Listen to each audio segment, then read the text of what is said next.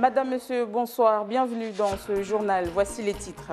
La saisie de stupéfiants hier par les gendarmes en Petite Terre lors d'une opération de contrôle routier boulevard des Crabes. D'autres infractions ont également été relevées. Des précisions dans ce journal. Autre titre dans l'actualité, la régularisation foncière. La mairie de Chiconi mène actuellement une opération en ce sens auprès de ses administrés. Elle incite ces derniers à faire les démarches nécessaires dans l'acquisition du titre de propriété. Reportage à suivre. Et puis au 11e jeu de la Commission de la Jeunesse et des Sports de l'Océan Indien qui se déroule à Djibouti, le handball mahorais se porte bien, voire même très bien. Filles et garçons sont en finale, l'assurance d'avoir 2 médailles dans l'escarcelle de la délégation mahoraise. Des stupéfiants saisis, c'est le butin des gendarmes à l'issue d'un contrôle routier mené hier de manière conjointe entre la Petite et la Grande Terre par les forces de l'ordre. Ces derniers ont contrôlé les automobilistes et particulièrement les 2 roues. Les précisions dans Liad Bouanaïssa, Arifina Mohamed et Nordine Bensmail. Cette opération de contrôle de véhicules et de 2 roues sur le boulevard des Crabes incluait également la recherche de drogue avec l'aide d'un chien spécialisé. Il contrôlait toutes les personnes sur le terrain. C'est ainsi que le chien a repéré et marqué ce sac que les gendarmes ont copieusement fouillé. Pas touché. Voilà. Dans ce sac a été découvert une enveloppe contenant entre 5 et 10 grammes de cannabis sous forme d'herbe et de tête. Voilà, c'est du stupéfiant très important. En termes de quantité, c'est pas énorme, mais ça permet quand même pour nous de mettre la personne en garde à vue, de déterminer d'où venait ce produit, où va aller ce produit, si c'était destiné à la vente ou à la consommation personnelle. Quoi qu'il en soit, la personne qui a été prise en possession de ce stupéfiant risque 1 à 3 ans d'emprisonnement. Cette opération, rappelons-le, revêtait un caractère pédagogique, préventif et dissuasif à la fois. Les usagers ont apprécié. Oui, c'est une bonne chose parce que c'est pour la sécurité. Pour nous ici à Mayotte, je pense que ça va, avec la délinquance, ça va se diminuer avec ça. Oui, j'aimerais bien que ça se répète dans toutes les îles de Mayotte. Comme ça, il n'y aura plus de délinquance. Tout va se diminuer, on sera tranquille comme avant. Ce genre d'action, avec la présence d'un chien, est appelé à se renouveler, histoire d'inciter tous les usagers de la route à partager la route de façon sécuritaire et adopter de bons comportements. Du nouveau, dans la commune de Mamoudzou, le premier horodateur a été installé ce matin à grand renfort de communication. Après les disques bleus, la pose d'horodateur et l'étape suivante dans la politique de la commune qui tente ainsi de réglementer le stationnement avec ces appareils. La mairie veut encourager les rotations sur les places de parking, des places insuffisantes, 567 seulement au regard de la demande, mais pas d'inquiétude, les amendes ne vont pas pleuvoir de suite. Le fonctionnement effectif est prévu pour le mois de juillet prochain. Coût de cette opération, 33 000 €. Le temps de sensibiliser et d'expliquer aux usagers et aux riverains l'intérêt même de ces machines. Je vous propose d'écouter Mohamed Mwandje, adjoint au maire de Mamoudzou en charge de l'aménagement. Nous avons fait le choix de réglementer le stationnement d'abord par les disques bleus, maintenant par les horodateurs. Voilà. Donc l'idée, encore une fois, c'est que sur une place, avec les disques bleus, on pouvait stationner par jour 4 véhicules. Maintenant, avec les horodateurs, nous pouvons aller jusqu'à 6, 8 véhicules. Il y a un gain énorme. Il ne s'agit pas de multiplier les places de parking, il s'agit sur la même place de faire des rotations. Or que vous venez ici, parce que vous venez ici travailler, vous venez ici faire des affaires, vous avez quelques minutes ou quelques heures pour faire vos affaires et vous partez et vous laissez la place à d'autres qui ont aussi d'autres besoins. Nous allons installer dans un premier temps 11 horodateurs. Vous avez vu ici, c'est le premier qui est installé à la rue du Commerce. Ensuite, il y aura d'autres secteurs qui seront équipés, notamment l'ancien place du marché, la place mariage, l'espace de parking entre le camion blanc et le camion rouge, vers la zone des croisiéristes. Ensuite, il y aura une rue qui descend vers la Copémaille, qui sera équipée. Donc nous avons 11 horodateurs qui seront équipés sur certains secteurs. Mais en plus de ces horodateurs, nous allons aussi multiplier les zones bleues. Puisqu'il y a des zones bleues qui vont basculer en zone horodateur, nous allons multiplier d'autres zones bleues, encore une fois dans cette logique-là, d'encourager la rotation sur les places de stationnement. Mohamed Mouandje au micro de Gervais Nitieux et Daniel Abdou. Direction maintenant Chikoni, un village souvent pris en exemple quant à la problématique foncière. Les autorités municipales mènent une campagne de sensibilisation auprès de la population. La commune poursuit un double objectif, pousser les propriétaires à acquérir des titres de propriété, ce qui amène à l'autre objectif qui reste la lutte contre les désordres fonciers. Gervais Nitieux et Daniel Abdou. Il descend sur le terrain, l'air un peu dépité. Mohamadi Madi Oussieni recense les zones de sa commune en proie à des désordres fonciers. Le maire de Chikoni se rend au domicile d'un père de famille. Cet homme vit avec sa femme et ses enfants sur cette parcelle depuis 10 ans. Il n'a jamais entendu parler de titre de propriété. C'est la première fois que j'ai entendu ça. Donc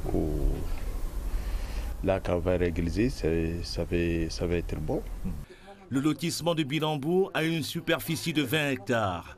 Il y a 25 ans, les autorités municipales avaient installé ici plusieurs dizaines de familles. Jusqu'à maintenant, ils sont là, ils occupent le terrain, mais il n'y a pas un titre de propriété tel qu'il est conçu par la loi. Donc on est dans cette démarche-là justement, dans le but de finaliser justement cette démarche de régularisation de façon à ce que chaque famille puisse avoir son titre en main. La commune de Chikoni est engagée dans une vaste opération de régularisation foncière. L'opération est effectuée prioritairement dans les zones où la mairie envisage de réaliser des projets. Les autorités municipales bénéficient de l'appui technique de l'établissement public foncier et d'aménagement de Mayotte. Quand vous avez le propriétaire initial qui lui-même a vendu du terrain, qui est les héritiers qui ont vendu du terrain, que celui qui est le premier acquéreur a vendu du terrain aussi, on commence à être dans une espèce de pelote de laine. Il faut trouver le bon fil. Nous travaillons donc avec un certain nombre de partenaires, avec des notaires, avec des géomètres, aussi, donc, avec même les services de l'État, donc la CPI notamment, pour essayer de trouver des solutions. Après la régularisation foncière, la commune de Chikoni promet de s'attaquer à l'épineuse question de l'indivision, une question qui concerne 4000 personnes, soit la moitié de la population de ce village, situé dans le centre de Mayotte. Vous la connaissez en tant que conseillère départementale du canton de Bandrabois. Il s'agit de Halima Mdala Bamoudou, nouvelle présidente de la Société immobilière de Mayotte. L'élection a eu lieu cet après-midi, une élection qui déjoue tous les pronostics. En effet, 2 autres candidats à briguer ce poste. Il s'agit de Hidaya Mahafidou, ancienne présidente du SMIAM, et de Bakar Ali Boto, qui est adjoint au maire de la commune de Mamoudzou, mais aussi ancien président de cette même structure. Mais au final, c'est donc Halima Mdala Bamoudou qui a été élue et elle est notre invitée ce soir. Bonsoir, madame. Bonsoir. Alors, on vient de voir votre élection sur ces images. C'est une surprise pour vous parce que tout de même, vous faisiez face à 2 candidats connus et qui ont de l'expérience. Je ne dis pas que vous n'en avez pas, mais est-ce que vous vous attendiez à cette élection? Bonsoir à tous. Bonsoir aux Maoris qui nous écoutent. Tout d'abord, je voudrais remercier les autres candidats et les autres membres de la CIM. C'est vrai, ce n'était pas facile.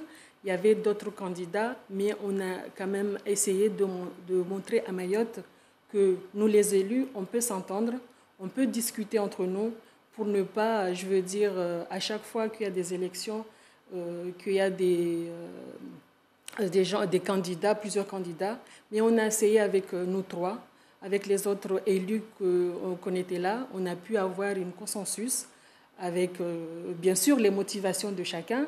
Finalement, à l'unanimité, les autres candidats, ils étaient d'accord de me laisser gouverner la CIM. Ça veut dire qu'ils ne se sont pas présentés, ils ont retiré leur candidature?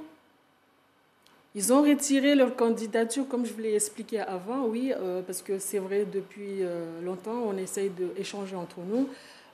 C'était pas facile, chacun avait ses propres motivations. Mais on a pu quand même montrer à Mayotte que nous ne sommes pas là pour être président, mais on est là pour la Mayotte qui puisse se développer, surtout en ce moment avec la crise qui frappe notre île. Alors, vous avez dit que chacun avait ses motivations. Vous, quelles sont les vôtres de motivation? Parce que je rappelle que vous siégez quand même au sein de la CIM avant donc d'être élue présidente. C'est vrai, depuis 2015, nous sommes là. Moi, avec mon collègue Issa Abdou, nous sommes là. J'ai vu le fonctionnement de la CIM. On est arrivé, c'est vrai, avec une structure où ce n'était pas facile. Il y avait des hauts et des bas. J'ai pu assister, j'ai vu le fonctionnement, donc avec les autres, on s'est dit pourquoi pas laisser Halima prendre la gouvernance. Donc aujourd'hui, quels intérêts ou bien quelles priorités vous allez mettre en avant? Vous savez, depuis à l'époque de Bamana, le conseil départemental n'avait pas cette possibilité de présider la CIM.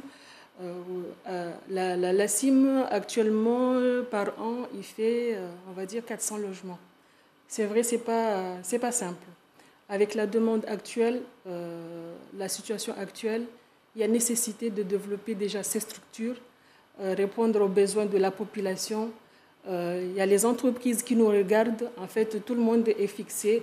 Ils ont les yeux sur nous pour que cette structure, chacun puisse se trouver et s'en sortir, bien sûr. Et sur le nombre d'années qui vous reste pour cette mandature, combien de logements vous pensez pouvoir faire sortir de terre? Je pense avec les mesures qui vont apporter bientôt, je ne vais pas vous apprendre quelque chose, par la ministre qui va arriver, je parle sous réserve, voilà. Il y a une capacité d'augmenter, mais bon, si on arrive quand même à aller plus de 400 logements, je pense que ça sera une bonne... Oui, une dernière question. Je l'ai dit, vous êtes conseillère départementale, donc au sein de la CIM, vous portez les intérêts du conseil départemental. On sait aussi qu'il y a de nouveaux actionnaires. Quelle est l'entente entre vos deux structures? Justement, la CIM, en gros, on va dire, il y a deux partenaires plus importants. Il y a le conseil départemental et l'État. L'État qui a cédé quelque part à le nouveau actionnaire qui est arrivé, qui est SNI. On a toujours travaillé ensemble et l'objectif, ce n'est pas maintenant que chacun tourne le dos de l'autre.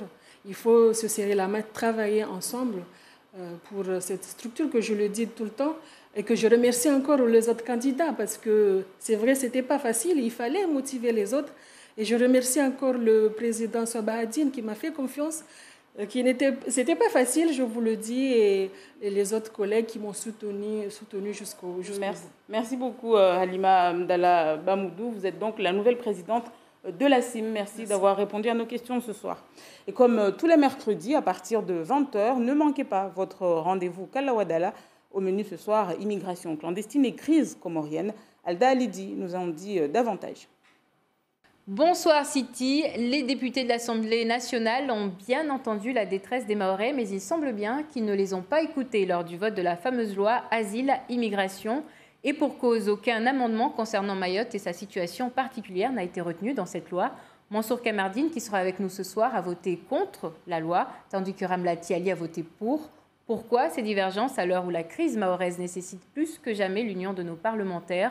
Nous reviendrons aussi sur les tractations entre les gouvernements français et comoriens concernant Mayotte. Risquons-nous une nouvelle fois de nous retrouver avec une feuille de route élaborée à l'insu des Mahorais? La réponse ce soir avec nos invités, Amina Riti, référente du parti présidentiel La République En Marche, Daniel Zaidani, conseiller départemental et membre du MDM, Mansour Kamardine, député LR, et Estelle Youssoufa, journaliste indépendante qui collabore régulièrement avec les rédactions de France 2 et TV5. Je vous dis à tout à l'heure. Rendez-vous est donc donné pour 20h pour votre émission Kala Wadala. Cette année, l'abolition de l'esclavage occupera une place importante lors du FATMA, le festival des arts traditionnels de Mayotte, avec notamment l'inauguration d'une stèle. Mais chaque année, la date de commémoration de l'abolition de l'esclavage, soit le 27 avril, est remise en cause par beaucoup, à l'instar d'Ibrahim Sobahadine Ramadani, le président du conseil départemental, qui lui préférerait la date du 9 décembre. Pour quelles raisons? Sa réponse au micro de Henri-Fina Mohamed et Youssouf Ahmed Matoir. Parmi les 4 dates possibles de commémoration de l'abolition de l'esclavage à Mayotte, date qui parle à l'histoire de Mayotte, moi, mon penchant va plutôt vers le 9 décembre, puisque le 9 décembre 1846 correspond à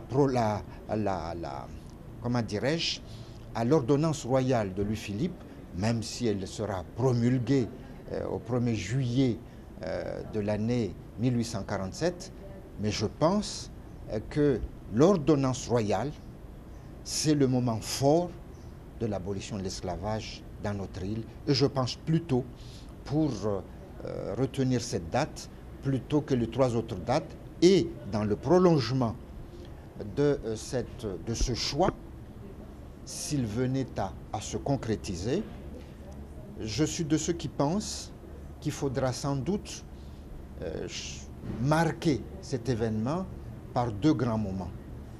Donc, la commémoration de l'abolition de l'esclavage le 9 décembre, et on pourrait, au mois d'avril, faire des manifestations de type Fatma, et qui seront consacrées beaucoup plus aux manifestations culturelles, même si elles sont parfois liées à l'esclavage. Et le Fatma, justement, le Festival des arts traditionnels de Mayotte, a été officiellement lancé ce matin lors d'une conférence de presse au conseil départemental. L'événement aura lieu du 27 au 29 avril. Différentes manifestations seront organisées comme des expositions, des danses traditionnelles. On écoute Cathy Abdou pour plus de précisions sur le programme et est au micro de Henri-Fina Mohamed. Alors, les points forts à retenir pour le Fatma 2018, la 11e édition, c'est que nous avons 2 activités nouvelles qui sont mises cette année. Donc, nous avons le lancement du concours d'écriture sur le thème « Raconte-moi ton taureau ». Ensuite, il y aura aussi les instruments traditionnels, l'initiation aussi aux instruments traditionnels tels que le gaboussi, le dzenze et le tambour ngoma. Parlons sport scolaire à présent avec les rencontres académiques organisées par l'Union nationale du sport scolaire, l'UNSS. Cet après-midi, au collège de Majicavo, 7 groupes de différents établissements se sont affrontés en danse. Objectif, avoir la chance de représenter notre département au championnat de France au mois de juin prochain à Istres, dans les Bouches-du-Rhône. Retour sur cette compétition avec Génial Toumani et Géraldine Lui.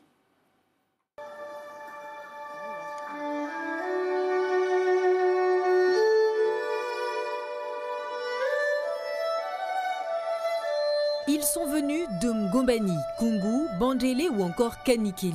Des collégiens heureux de présenter leur travail devant un jury plus qu'attentif. C'est important cette année, une place au championnat de France UNSS dans 2 mois.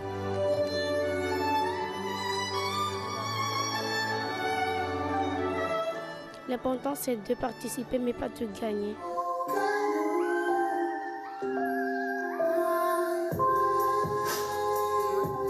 Pas de thème imposé, de quoi laisser libre cours à l'imagination et à la création de chacun.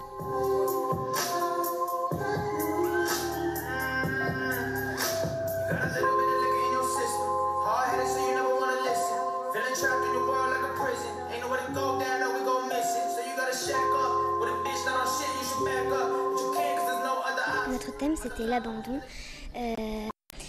On a choisi ça parce qu'en fait ça parle un peu de Mayotte. C'est une maman d'Anjouan qui en fait elle vient à Mayotte pour accoucher, pour donner un avenir à son enfant. Mais elle est obligée de l'abandonner parce qu'elle n'a pas ses papiers. Et son enfant va passer par plein d'émotions différentes. La colère, le désespoir, il va pas trop savoir où il est un peu perdu. Des questions sans réponse, ça c'est le pire. Est-ce que tu m'entends? Est-ce que tu me vois? Qu'est-ce que tu dirais toi si t'étais là? Sur cet autre tableau, les animaux se mettent en scène. Malgré des petites fautes, mais ça va. Qu'est-ce que tu as aimé dans ce que vous avez proposé? C'est quand les animaux font des festivals et se rencontrent ensemble. Ça m'a plu parce qu'on est venu ici, on a visité et puis j'ai dansé, ça m'a plu. Raconter une histoire, transmettre des émotions, quelques-uns des critères retenus par le jury. Il y avait des critères relatifs à la mobilité, à la création, à la technique gestuelle et également à l'émotion que peuvent dégager les différentes chorégraphies. Il y a 7 groupes et 7 chorégraphies qui sont bien différentes et toutes aussi intéressantes les unes que d'autres, mais il va falloir choisir. Et au bout du suspense, c'est Kungu qui a été choisi. C'est merveilleux, c'est ce qu'on voulait en fait, mais on a été content de participer et les autres, ça ne veut pas dire qu'ils sont perdants, tous on a gagné, mais on va les représenter tous autant que nous sommes. Les collégiens de Koungou participeront donc au championnat de danse UNSS du 4 au 6 juin à Istres dans les Bouches-du-Rhône, décollage prévu le 2 juin prochain. Et on termine avec du hand. Au jeu de la Commission de la Jeunesse et des Sports de l'Océan Indien à Djibouti, les 2 sélections mahoraises, filles et garçons, reviendront à coup sûr avec des médailles. Les 2 équipes vont en finale après avoir gagné leur demi-finale. Résumé des rencontres avec Abdullah Damala, Faïd Souhaïli et Atoumani Simba. Les Mahoraises ont démarré tambour battant cette demi-finale. Elles ont très vite étouffé les Djiboutiennes par leur rapidité. Les Bleus mènent 7-1 après seulement 5 minutes de jeu. Mais cette domination ne dure pas. Nos jeunes commencent à baisser de régime. Précipitation, excès d'individualisme, elles enchaînent les erreurs. Les Djiboutiennes n'en demandaient pas tant. Elles en profitent pour réduire l'écart avant d'aller en pause. À la mi-temps, les Mahoraises mènent 16-9. De retour des vestiaires, la physionomie du match est tout autre. Les Djiboutiennes, poussées par leur public, musclent leur jeu. C'est un match physique et engagé. Les jeunes Mahoraises encaissent but sur but. Les Verts reviennent même à 5 longueurs des Mahoraises. Elles commencent à y croire. À 5 minutes du terme, les jeunes Mahoraises poussées par leurs supporters répondent aux défis physiques imposés par l'adversaire. Leur défense stoppe toutes les offensives des Djiboutiennes et en attaque, leurs tirs font mouche. Au coup de sifflet final, Mayotte s'impose 26-19. Les Bleus sont KO. L'émotion prend le dessus.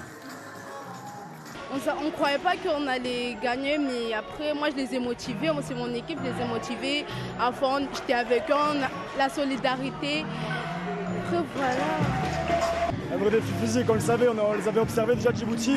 On savait qu'elle était lourde, on savait qu'elle était costaud. On ne va pas polémiquer, mais on savait que ça allait être dur. C'était un match piège. On avait averti nos gamines. On avait averti surtout sur l'entame de match. Ça faisait 2 entames de match qu'on faisait, on n'était pas au top. Là, elles sont rentrées dans l'événement, elles ont été merveilleuses. On est extrêmement fiers d'elles. L'écart, elles ont creusé au début du match, après elles ont géré comme des grandes. C'était elles les mamans, c'est elles qui ont donné le tempo du match. Elles ont été merveilleuses. Les Mahoraises affronteront les vainqueurs du match Réunion-Madagascar vendredi prochain. Et on leur souhaite donc bonne chance pour cette finale. Voilà qui met un terme à cette édition. Merci à vous de l'avoir suivi. La principale information à retenir, les gendarmes ont saisi des stupéfiants hier lors d'un contrôle routier, boulevard des Crabes, ici en Petite-Terre. Une opération menée conjointement par les forces de l'ordre en Grande et en Petite-Terre donc. À noter également que plusieurs autres infractions ont été relevées. L'information revient demain dès 5h en radio avec Moana Saindou et après la météo, vous aurez votre journal en maoré avec Darwesh Taou. Quant à nous, on se retrouve demain à 19h. Très belle soirée sur La Première.